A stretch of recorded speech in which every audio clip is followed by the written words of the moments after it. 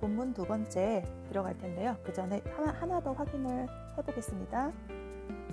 앞페이지 보시면 책의 이력 설명하면서 최재천의 독서 이력 설명하면서 최재천에게 있어서 책의 의미를 얘기한 부분이 있었거든요.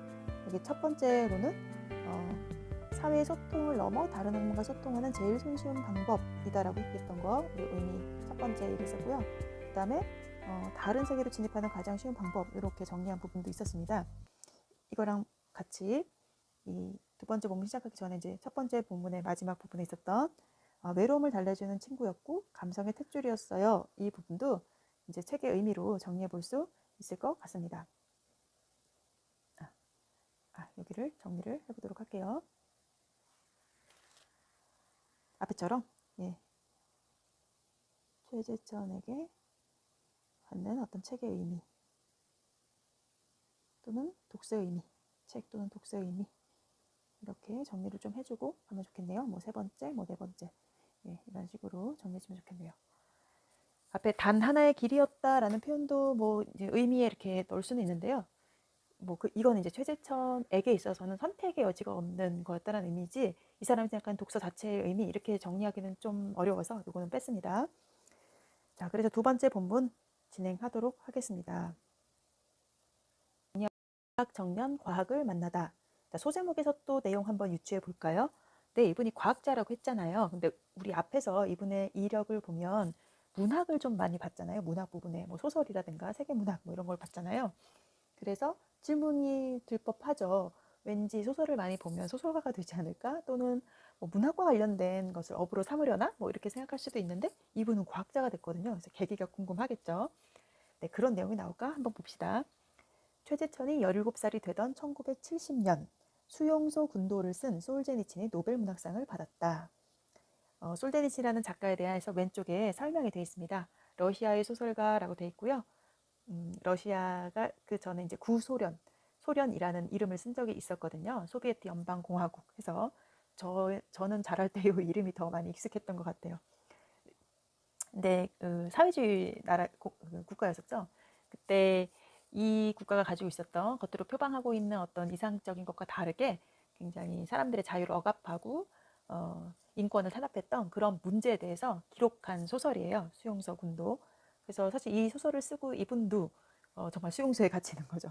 반역죄로 추방돼서 그리고 이제 망명생활하고 이런 이제 좀 고통을 겪었던 분이셨거든요. 그래서 이분이 이제 노벨 문학상을 받은 거예요. 그래서 이 책을 놓칠 리 없는 그는 책방에서 솔제니친의 책을 샀다. 그래서 이 책을 읽게 됐다는 얘기죠. 그 책에는 솔제니친이 쓴 여러 편의 수필도 함께 수록되어 있었다. 그중 최재천은 모닥불과 개미라는 수필에서 재미난 이야기를 만나게 된다. 모닥불 속에 갇힌 동료를 구하러 뛰어드는 개미들의 이타적인 행동에 대해 의문을 던지는 내용이다. 그는 궁금했다. 이게 책 속에서 이분이 이제 보게 된 거예요. 모닥불 속에 갇힌 동료를 구하러 뛰어드는 개미들의 이타적인 행동. 이 부분을 책에서 이제 보면서 그 의문을 이제 던지게 된 거죠. 무엇이 저들을 희생의 길로 함께 가게 하는 걸까? 이런 질문을 이제 던졌다는 거죠. 그래서 여기까지 첫 번째 문단 내용 좀 정리해 보자면, 이제 고등학생 시절이죠. 바로 솔제니친이라는 작가. 네, 수용소 군도라는 소설은 아니고요. 그 소설이 들어있는 이제 이분이 입에 한 작가의 여러 글들까지 다양하게 봤다 그랬잖아요. 근데 이거는 이제 수필입니다. 이 수필을 읽고 호기심이 생겼다라는 거죠.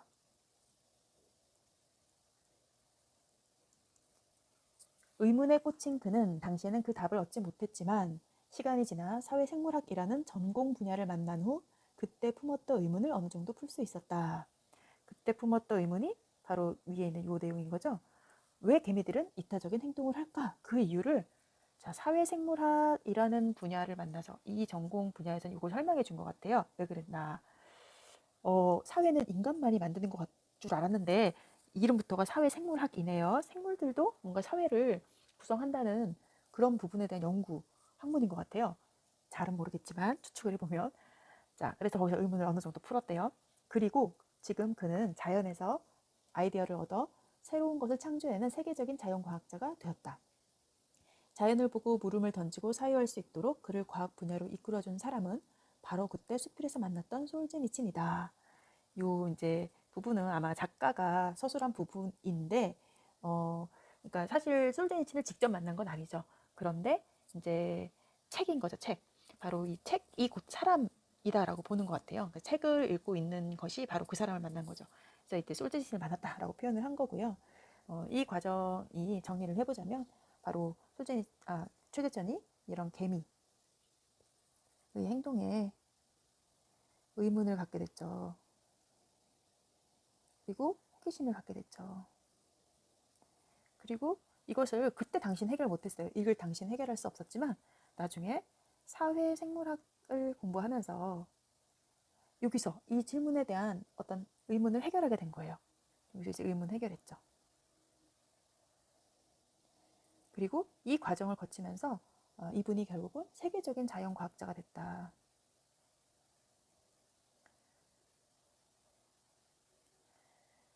이게 보여주고 싶은 거는 사실 이렇게 과학자로서도 성공하는 데 있어서 과학 서적만이 영향을 준 게 아니라 그 시초는 뭐냐면 이런 문학 서적이기도 한 거죠. 이런 부분을 여러분이 한번 눈여겨보시면 좋을 것 같습니다. 그래서 여기까지의 내용을 좀 정리를 하자면, 두 번째 문단의 내용을 정리를 하자면 바로 최재천의 진로에 영향을 준 진로, 이제 과학자로서의 진로겠죠. 에 영향을 준 독서 경험을 정리한 건데요. 특이한 건 과학책이 아니라 사실은 이런 문학책에서 또 아이디어를 얻어서 호기심이 생겨서 의문이 생겨서 그걸 또 풀어가는 과정에서 진로랑 연결이 된 거를 이제 설명을 합니다. 다음 문단 볼게요. 창과 방패 없이 전쟁에 나갈 수는 없다. 갈고 닦은 싸움의 기술 없이는 전쟁에서 이길 수 없다. 그렇다면 이 사회로, 세계로 뻗어나갈 젊은이들에게 필요한 무기는 무엇인가? 그가 지금껏 어느 때보다 힘있게 답했다. 공부하는 능력을 키워야 합니다. 역시 직접 인용인 거죠. 따옴표로 표시된 부분이니까 이게 최재천 씨가 직접 얘기한 거죠, 지금. 평균 수명이 늘어나고 있다. 일을 할 수 있는 정년도 늘어나고 있다. 이제 평생을 한 직장에서 일하고 하나의 직업만을 갖는다는 건 옛말이다. 이게 이제 지금 얘기하고 있는 부분이 그 현대 사회가 어떻게 변하고 있는지를 정리한 부분이다라고 할 수 있을 것 같아요. 그렇죠? 오늘날의 사회, 현대 사회의 변화. 너무 많이 들어서 여러분도 익히 알고 있을 거예요. 그렇죠? 고령 사회로 진입하고 있고, 그러다 보니까 또 평균 수명이 늘어나면서 나이가 들어도 옛날이면 60이면 정년 그랬지만 요즘은 60이면 청춘 이렇게 얘기하는, 전혀 노쇠하지 않고 굉장히 건강하게 그 이후까지도 지낼 수 있기 때문에 그 이후까지도 또 일을 하기도 한다는 거죠. 나이에 상관없이 새로운 공부를 시작하고 새로운 일에 도전할 수 있어야 한다. 그러기 위해서 그는 공부하는 능력을 키워야 한다고 강조한다. 이제 이 뒷부분의 내용을, 이제 마지막 문단 내용을 정리를 하자면, 요약을 하자면, 어떤 이제 현대 사회가 되게 변화한다. 이 변화에 대한 얘기를 하고 있고요. 그리고 이 변화에 따라서 그리고 강조되어야 되는 것은 공부하는 능력이다. 그래서 공부하는 능력의 중요성을 얘기했는데요. 이게 지금 독서에 대한 게 화제였기 때문에 결국 이 공부하는 능력의 독서 경험이, 책을 읽는 것이 굉장히 크게 영향을 미친다. 그런 얘기를 하게 될 것 같습니다. 정말 그런 얘기를 하게 될지 좀 이어서 볼까요? 네, 소제목이 벌써 그렇게 나왔죠? 능력을 키워주는 독서. 그래서 독서가 갖는 어떤 효능에 대해서 얘기해주고 있는 것 같아요. 이 부분은 계속 읽겠습니다. 공부하는 능력, 다시 말해 수학 능력을 키우기 위해. 자, 여러분 다시 말해라고 했잖아요. 바로 공부하는 능력이 수학 능력이에요. 얘는 얘랑 같아요 라는 얘기죠. 수학, 수에 대한 학문, 그 수학이 아니에요. 자, 오른쪽에 그 설명도 나와 있죠. 학문을 닦그, 한자로 봤을 때 이 수가 연마하다, 이렇게 계속해서 훈련하다, 이런 개념인 거예요. 지금 대학 수학 능력 얘기할 때도 이 수학이에요. 공부하는 능력, 학문을 받아들일 수 있는 능력, 이런 뜻이죠. 키우기 위해 제일 좋은 것은 책을 읽는 겁니다. 그게 제일 확실하고 쉬운 방법이에요. 독서가 취미라고 하는 분들에게는 죄송하지만 독서는 취미라고 할 수 없습니다. 사실 이 얘기 조금 유명합니다. 많은 분들이 독서에 대해서 되게 사람들한테 이제 알리고 쉽게 접근할 수 있도록 하기 위해 굉장히 즐거운 독서부터 많이 얘기를 하거든요. 그래서 취미로서의 독서에 대해서 많이 얘기를 하는데 참 이분은 아니라고 처음부터 이렇게 좀 되게 도전적으로 얘기를 하십니다. 쉽게 읽는 걸 이해하지 않으시고요. 어려운 독서에 대한 얘기를 합니다. 독서는 일입니다. 자, 독서는 일입니다. 이것도 비유죠. 사실은 비유이면서 어떤 독서에 대한 이분의 가치, 생각, 가치관이 드러나고 있는 것 같아요. 독서는 전략이고 또 전략이고 독서는 치열한 삶의 현장입니다. 치열한 삶의 현장입니다. 그래서 이제 독서에 대한 이분이 생각하는 어떤 의미를 이제 정리한 부분인 거죠. 그래서 최재천이 생각하는 독서가 무엇인가 하는 것들을 정리했습니다. 왜 이렇게 말을 했냐면 위에 있는 게 이제 설명이 앞부분에서 두 번째 본문에서 얘기했던 게 이제 설명이 될 수 있겠죠. 평생 직장이 생길 수 있고 이렇게 좀 계속해서 일해야 되는 그런 나이를 먹어도 일해야 되는 그런 상황이 생길 수 있고 현대사회는 또 많이 변화하잖아요. 굉장히 변화의 속도가 빠르잖아요. 그러니까 이제 새로운 공부를 시작하고 새로운 일에 도전해야 되거든요.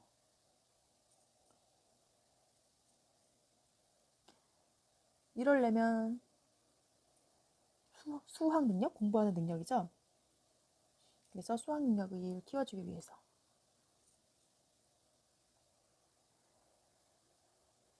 그 독서를 강조하는 거죠, 지금. 강조하기 위해서 일이다, 전략이다, 치열한 삶의 현장이다. 이런 어떤 비유를 들어서 설명하고 있는 부분입니다. 많은 사람들이 독서가 삶의 여유가 있을 때 하는 휴식과 같은 것으로 생각한다. 먹고 사는 일이 바쁘고 마음의 여유가 없다는 이유로 나름의 핑곗거리를 만들며 외면하기도 한다. 이런 사람들에게 최재천의 메시지는 시사하는 바가 크다. 이 최재천의 메시지는 바로 앞에 나온 이 얘기죠. 독서가 갖는 수학 능력 신장과 그리고 독서는 일이다. 꼭 해야 되는 거다. 이런 또 의미도 있거든요. 꼭 해야 되는 거다. 뭐 하고 싶다고 하고 뭐 하기 싫다고 안 하고 취미는 그래도 되잖아요. 근데 일은 그러면 안 되잖아요. 우리 일하기 싫다고 선생님이 수업하기 싫다고 학교 안 나버리면 어떡해요. 물론 여러분은 좋아하시겠지만 아무튼 그 얘기인 거죠. 그래서 최지준의 메시지도 정리해보자면 이런 수학 능력 신장이 바로 독서다. 그리고 독서는 일이야, 일. 그래서 늘 해야 하는 거야. 꼭 해야 되는 거야. 독서의 생활화라고 할 수 있겠네요. 이런 것들을 강조한 거다라고 정리해 볼 수도 있겠네요. 그래서 여기까지의 내용을 한 문단으로 좀 정리해 볼게요. 처음부터 여기까지의 내용을 직접 인용된 부분부터 이제 보자면 바로 이제 핵심 단어가 이제 수학 능력인 것 같아요. 지금 공부할 수 있는 능력. 그래서 수학 능력을 키우기 위한 방법으로서의 독서에 대해 얘기한 부분이다라고 보면 좋겠네요. 다시 또 인용하는 부분이 나와요. 폭넓게 독서를 해야 해요. 어려운 책이라도 도전해야 합니다. 읽기 힘들어도 도전해서 읽고 또 읽다 보면 그 분야에 뭔가가 쌓이게 됩니다. 아까는 꼭 해야 되는 거, 일 이런 개념으로 그리고 공부해야 되는 거, 공부할 수 있도록 도와주는 거 이런 얘기가 있는데요. 이번에는 폭넓게 독서를 해야 한다. 일이라고 하니까 그럼 내가 전공, 내 일에 필요한 것만 독서를 하느냐? 그게 아니라 다양한 분야의 독서가 필요하다라는 얘기를 하고 있네요. 폭넓게 책을 읽는다라는 건 다양한 분야, 여러 분야의 책을 읽는다는 뜻이에요. 어려운 책이라도 도전해야 합니다. 다양한 분야를 읽을 뿐만 아니라 어려운 책도, 그러니까 조금 도전이 되는 그런 책도 읽어라. 읽기 힘들어도 도전해서 읽고 또 읽다 보면 그 분야에 뭔가가 쌓이게 됩니다. 이게 이제 이분이 계속했던 거잖아요. 읽고 또 읽는다. 반복적인 독서잖아요. 그렇죠? 그래서 이분의 말을 좀 정리해 보자면 약간 수준에 관계없이 책도 읽어라. 그래서 도전해라. 일단 반복해봐라.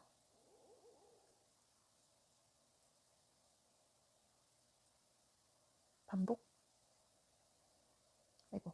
다시 쓸게요. 반복적으로 독서하는 자세를 강조하죠. 자연과학이 어려운 건 사실이지만 하지 않으면 자신만 손해거든요. 21세기를 살아가면서 자연과학을 모르고 평생을 살아가야 한다는 건 볼까요? 자신을 스스로 망치는 행위와 같아요. 자, 이 부분을 보시면 뭐 이분은 이제 전공자인데요. 이게 이제 일반인들 대상으로 어쨌든 얘기하는 거고 그 인터뷰 내용에서 여러분이 보통 과학하면 사실 어렵게 느끼거든요. 지금 뭐 이 수업을 문과생도 듣고 이과생도 듣겠지만 뭐 문과생들 입장에서는 뭐 과학이 되게 어렵다라고 느낄 수 있고 저도 문과기 때문에 근데 또 이과생들 입장에서는 철학 뭐 이런 게 어렵다라고 느낄 수도 있고 나는 철학도 과학도 모두 어려워요도 있겠지만 어쨌든 조금 어렵다라고 과학은 사실 또 전문적이어야 한다라는 그런 좀 생각이 느껴지는 분야의 책이잖아요. 근데 이분이 이제 얘기하고 싶은 건 자연과학을 모두 공부하세요가 아니라 그런 것도 공부하세요. 왜? 특히 현대사회는 또 과학이 좀 중요하다 보니까 도전해 보라고 얘기를 하는 것 같습니다. 진화론도 읽고 나노과학책도 읽고 어려운 책 쉬운 책 할 것 없이 닥치는 대로 다양하게 작심하고 계획을 세워서 읽어보세요. 우리 진화론도 앞에 좀 보긴 했죠. 나노과학책, 분자나 원자를 분석하고 제어하는 과학기술이잖아요. 이 나노라는 게. 아무튼 이런 아주 세부적인 거, 꼭 전공이 아니어도 읽어보라고 이제 권해주는 얘기고요. 작심은 마음을 정하는 거잖아요. 마음을 단단히 먹어서 이렇게 계획을 세워서 읽어보라고 권해주고 있습니다. 처음에는 고통스러울지 몰라도 어느 정도 하다 보면 전혀 모르는 책도 나름의 읽는 방법이 생깁니다. 그러다 보면 어느 날인가 어려운 책들도 별 도움 없이 쭉 읽어내는 사람이 됩니다. 그래서 이분은 계속해서 반복적인 독서 있잖아요. 이렇게 반복적인 독서를 하다 보면 그러다 보면 이렇게 계속 하다 보면 어떤 나름 책 읽는 방법을 터득하게 된다라는 식으로 이렇게 얘기를 하고 있네요. 여기서 어느 날인가 보면 어려운 책들도 별 도움 없이 쭉쭉 읽어내는 사람이 된다. 이게 바로 독서 어떤 공부의 능력이 생기는 거죠. 그러니까 어떤 독서의 생활을 통해서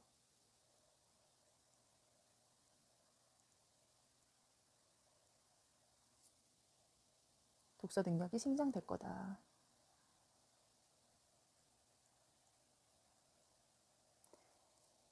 그런 것들을 이제 얘기하고 있는 것 같습니다. 그래서 여기까지를 또 정리해 보자면 이제 최재천이 생각하는 바람직한 독서 태도겠죠.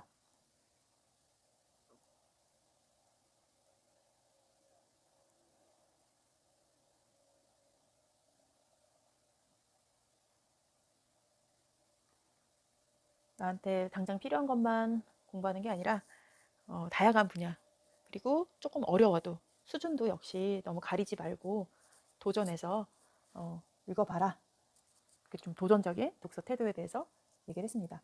책은 사람을 혼자 있게 만들기도 하지만 혼자 있기에 책을 찾기도 한다. 그렇죠. 외로움에서 시작된 책과의 대화로 단단하게 다져진 그의 세상은 하나의 나무 기둥에서 수많은 가지가 뻗어나가듯 풍성했고 꽃이 피듯 다채로웠다.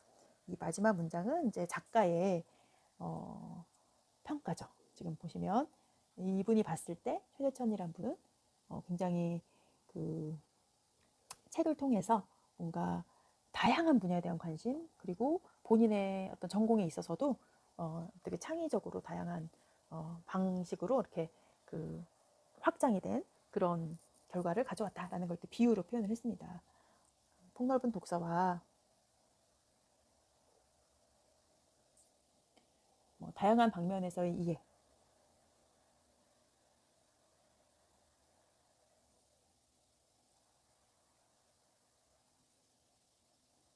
그런 이해와 지식을 쌓을수록 쌓을 수 있어서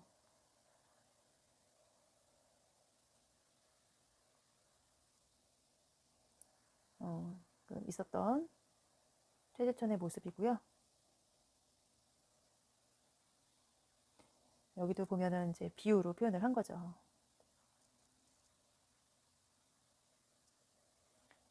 하나의 나무 기둥에서 수많은 가지가 뻗어나가듯 목마듯 풍성했고 꽃이 피듯 다채로웠다. 해서 굉장히 주관적이죠. 사실은 글쓴이의 어떤 되게 주관적인 생각이 가득한 평가입니다. 그래서 마지막 부분은 이제 글쓴이의 평가. 또 내용을 정리할 수 있을 것 같습니다. 그래서 본문을 다 봤으니까 이 글에 대해서 핵심 정리하고 넘어가도록 하겠습니다. 글의 갈래는 인터뷰 글이었고요. 성격은 주관적이고 교훈적입니다. 여러분도 보셨겠지만 인터뷰한 사람의 말을 그대로 인용하기만 한 건 아니고요. 그냥 사실만 딱 전달한 게 아니에요. 글쓴이의 나름대로의 어떤 가치평가, 그리고 인터뷰한 내용 중에서 뭐 덧붙여서 본인이 이렇게 의미를 부여한 그런 부분도 많이 있거든요. 그래서 그걸 기억하시고요. 어떻게든지 목적이 또 있죠. 여러분에게 독서를 해보라고 권하고 싶은 그런 의도나 목적이 분명히 있는 가르침을 주고자 하는 그런 글입니다. 그래서 교훈적이라고 할 수 있고요. 중심 소재인 제재는 인터뷰 대상의 독서 이력과 그 다음에 독서 계획에 대해서 얘기하고 있고요. 자, 주제는 자발적이고 장기적인 독서 계획과 실천의 중요성, 이렇게 정리해 볼 수 있겠네요. 글의 특징, 독서를 통해 자신의 삶을 변화시키고 큰 성취를 이룬 사람의 경험과 생각을 직접 들어봄으로써, 이게 이제 인터뷰 글이 갖는 특징인 거죠. 직접 들어봄으로써 더욱 진솔하고 설득력 있게 내용을 이해할 수 있음. 자, 두 번째, 인터뷰 대상자의 말을 직접 인용하면서도 이런 부분이 있고요. 작가의 주관적인 이해와 감상을 덧붙임으로써 독자의 이해와 공감을 도움. 여러분이 그래서 이거 공부하실 때 이 부분을 이렇게 잘 구별할 수 있는 게 이제 핵심일 것 같아요. 글쓴이의 말을 그대로 인용한 부분, 사실적 정보는 어디까지이고, 작가가, 인터뷰한 작가가 좀 더 첨언한 내지는 해석한 그런 주관이 들어간 부분은 어딜까, 이 부분 좀 나눠서 보시면 좋을 것 같습니다. 이상으로 핵심 정리는 마칠게요. 네. 네, 여러분 이제 읽고 활동하기를 볼 텐데요. 교과서 49쪽이고요. 여기 1번, 49쪽에는 1번 활동만 하고요. 뒤에 보시면 50쪽, 51쪽에 걸쳐져 있는 활동은 여러분한테 적용해서 여러분에게 독서 습관이라든가 독서 계획 이런 것들을 살펴보는 거거든요. 그래서 1번까지만 정리를 해보도록 하겠습니다. 먼저 과학자 최재천에게 독서에 관한 문자를 읽고 다음 활동을 해보자. 이 글에 나타난 최재천의 독서 이력을 정리해보고 독서가 그에게 미친 영향을 말해보자. 네, 초등학교 시절, 중학교 시절, 고등학교 시절에서 시간의 흐름에 따라 정리를 했었죠. 초등학교 시절 동화 백과사전, 또 세계 동화 전집 이런 게 있었고요. 그다음에 중학교 시절, 한국 단편문학 전집이었죠. 그다음에 고등학교 시절은 본인이 직접 사달라고 했던 노벨상 문학 전집에 대한 얘기가 있었고요. 솔제니친이라는 작가가 쓴 수용소 군도라는 책이 또 있었습니다. 독서가 그에게 미친 영향은 무엇인가 했을 때 첫 번째, 자연과학자에게서는 찾기 힘든 남다른 감정을 기를 수 있었다라는 게 있었고, 또 문학 청년을 인문학적 감수성을 만들어주는 자연과학자로 만들어주었다, 이렇게 정리해 볼 수 있겠네요.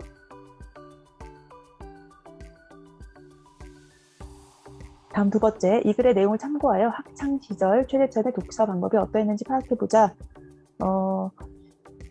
특징적인 거 하나 있었죠? 기억이 나실는지 모르겠네요. 네, 반복이었습니다. 같은 책을 반복해서 읽고, 그리고 또 여러 분야의 책을 다양하게 읽었다라는 거. 과학자로서 진로를 정했다 하더라도 거기만 머무르지 않고 다양하게 읽었습니다. 다음 세 번째 질문. 글쓴이의 질문에 대한 최재천의 대답을 통해 독서에 관한 그의 생각을 써보자. 그리고 이제 많은 내용이 나와 있어서 여러분 정리가 필요한데요.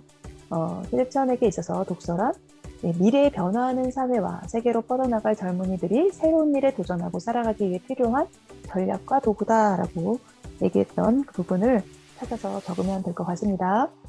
자, 이렇게 읽고 활동하기까지 마무리했고요. 여러분 수고 많으셨습니다.